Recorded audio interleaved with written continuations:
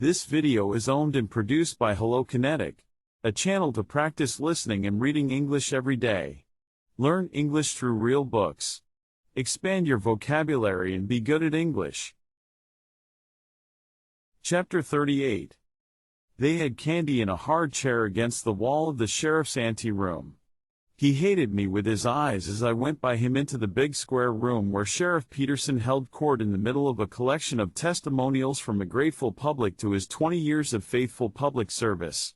The walls were loaded with photographs of horses, and Sheriff Peterson made a personal appearance in every photograph.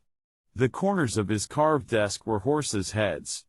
His inkwell was a mounted polished horse's hoof, and his pens were planted in the mate to it filled with white sand. A gold plate on each of these said something or other about a date. In the middle of a spotless desk blotter lay a bag of Bull Durham and a pack of brown cigarette papers. Peterson rolled his own. He could roll one with one hand on horseback, and often did, especially when leading a parade on a big white horse with a Mexican saddle loaded with beautiful Mexican silverwork. On horseback he wore a flat-crowned Mexican sombrero. He rode beautifully, and his horse always knew exactly when to be quiet, when to act up, so that the sheriff with his calm inscrutable smile could bring the horse back under control with one hand. The sheriff had a good act. He had a handsome hawk-like profile, getting a little saggy under the chin by now, but he knew how to hold his head so it wouldn't show too much. He put a lot of hard work into having his picture taken. He was in his middle 50s, and his father, a Dane, had left him a lot of money. The sheriff didn't look like a Dane, because his hair was dark and his skin was brown, and he had the impassive poise of a cigar store Indian and about the same kind of brains. But nobody had ever called him a crook. There had been crooks in his department, and they had fooled him as well as they had fooled the public, but none of the crookedness rubbed off on Sheriff Peterson. He just went right on getting elected without even trying, riding white horses at the head of parades, and questioning suspects in front of cameras. That's what the caption said. As a matter of fact, he never questioned anybody. He wouldn't have known how. He just sat at his desk looking sternly at the suspect, showing his profile to the camera. The flash bulbs would go off, the cameramen would thank the sheriff deferentially, the suspect would be removed not having opened his mouth, and the sheriff would go home to his ranch in the San Fernando Valley. There he could always be reached. If you couldn't reach him in person, you could talk to one of his horses.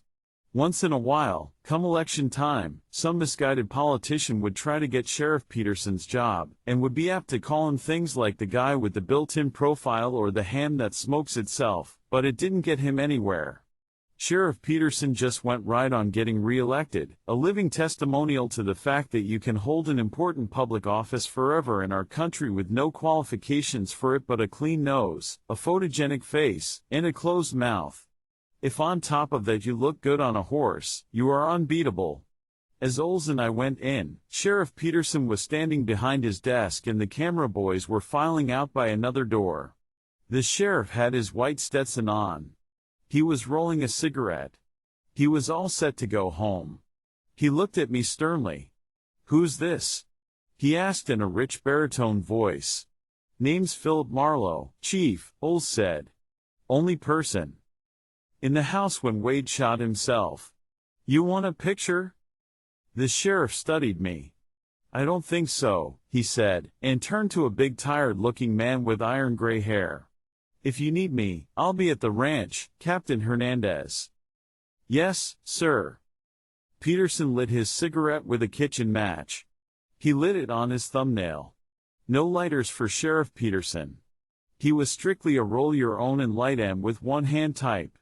He said good night and went out. A deadpan character with hard black eyes went with him, his personal bodyguard. The door closed. When he was gone, Captain Hernandez moved to the desk and sat in the sheriff's enormous chair, and a stenotype operator in the corner moved to stand out from the wall to get elbow room. Oles sat at the end of the desk and looked amused. "All right, Marlowe," Hernandez said briskly. "Let's have it. How come I don't get my photo taken?" "You heard what the sheriff said." "Yeah, but why?" I whined. Oles laughed. "You know damn well why. You mean on account of I'm tall, dark, and handsome and somebody might look at me? Cut it, Hernandez said coldly. Let's get on with your statement. Start from the beginning. I gave it to them from the beginning, my interview with Howard Spencer, my meeting with Eileen Wade, her asking me to find Roger, my finding him, her asking me to the house, what Wade asked me to do and how I found him passed out near the hibiscus bushes and the rest of it. The stenotype operator took it down. Nobody interrupted me. All of it was true. The truth and nothing but the truth. But not quite all the truth. What I left out was my business. Nice, Hernandez said at the end. But not quite complete. This was a cool, competent, dangerous guy, this Hernandez. Somebody in the sheriff's office had to be. The night Wade shot off the gun in his bedroom, you went into Mrs. Wade's room and were in there for some time with the door shut. What were you doing in there? She called me in and asked me how he was. Why shut the door? Wade was half asleep and I didn't want to make any noise. Also the houseboy was hanging around with his ear out. Also she asked me to shut the door. I didn't realize it was going to be important. How long were you in there? I don't know. 3 minutes maybe. I suggest you were in there a couple of hours, Hernandez said coldly. Do I make myself clear? I looked at Oles. Oles didn't look at anything. He was chewing on an unlighted cigarette as usual. You are misinformed, Captain. We'll see. After you left the room you went downstairs to the study and spent the night on the couch. Perhaps I should say the rest of the night. It was 10 minutes to 11 when he called me at home. It was long past 2 o'clock when I went into the study for the last time that night. Call it the rest of the night if you like. Get the houseboy in here, Hernandez said. Oles went out and came back with Candy. They put Candy in a chair. Hernandez asked him a few questions to establish who he was and so on. Then he said, all right, Candy, we'll call you that for convenience. After you helped Marlowe put Roger Wade to bed, what happened? I knew what was coming more or less. Candy told his story in a quiet, savage voice with very little accent. It seemed as if he could turn that on and off at will. His story was that he had hung around downstairs in case he was wanted again, part of the time in the kitchen where he got himself some food, part of the time in the living room.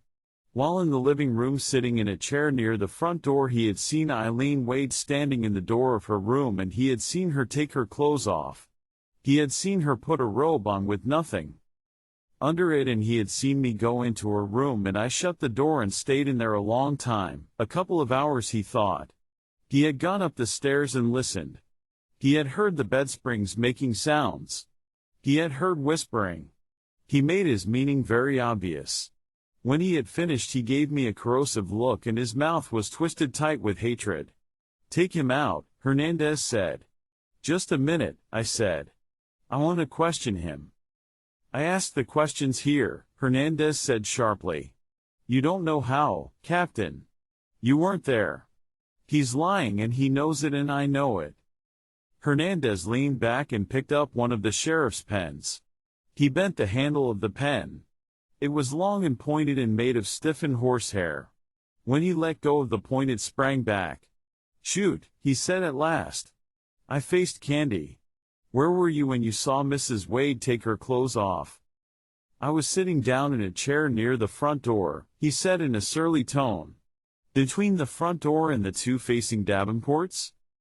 What I said. Where was Mrs. Wade? Just inside the door of her room. The door was open. What light was there in the living room? One lamp. Tall lamp, what they call a bridge lamp. What light was on the balcony? No light. Light in her bedroom.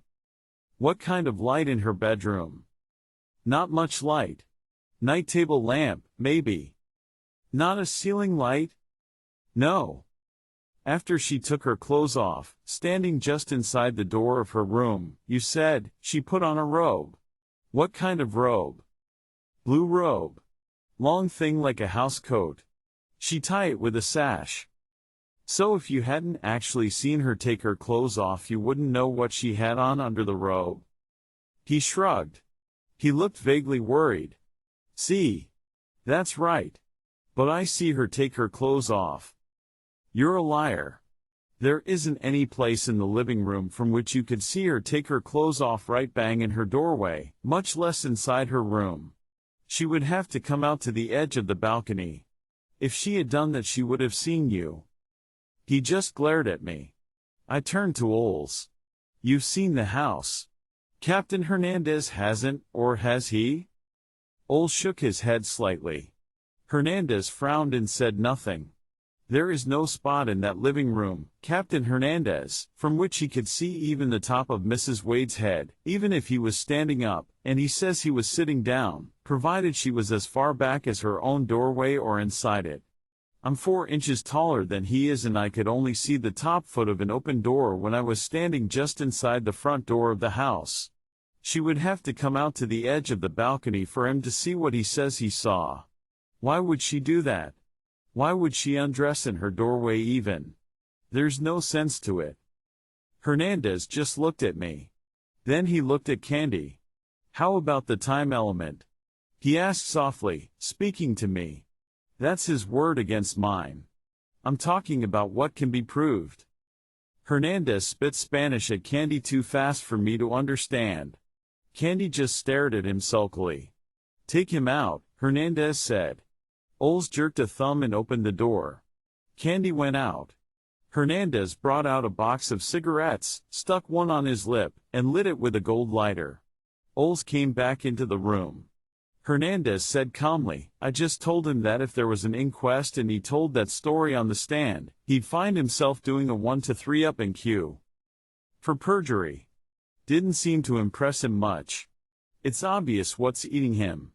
An old-fashioned case of hot pants. If he'd been around and we had any reason to suspect murder, he'd make a pretty good pigeon, except that he would have used a knife. I got the impression earlier that he felt pretty bad about Wade's death. Any questions you want to ask, Oles? Oles shook his head. Hernandez looked at me and said, come back in the morning and sign your statement. We'll have it typed out by then. We ought to have a PM report by 10 o'clock, preliminary anyway. Anything you don't like about this setup, Marlowe? Would you mind rephrasing the question? The way you put it suggests there might be something I do like about it. Okay, he said wearily. Take off. I'm going home. I stood up. Of course I never did believe that stuff Candy pulled on us, he said. Just used it for a corkscrew. No hard feelings, I hope. No feelings at all, Captain. No feelings at all. They watched me go out and didn't say good night. I walked down the long corridor to the Hill Street entrance and got into my car and drove home. No feelings at all was exactly right. I was as hollow and empty as the spaces between the stars. When I got home I mixed a stiff one and stood by the open window in the living room and sipped it and listened to the groundswell of the traffic on Laurel Canyon Boulevard and looked at the glare of the big angry city hanging over the shoulder of the hills through which the boulevard had been cut. Far off the banshee wail of police or fire sirens rose and fell, never for very long completely silent. 24 hours a day somebody is running, somebody else is trying to catch him. Out there in the night of 1,000 crimes people were dying, being maimed, cut by flying glass, crushed against steering wheels or under heavy tires.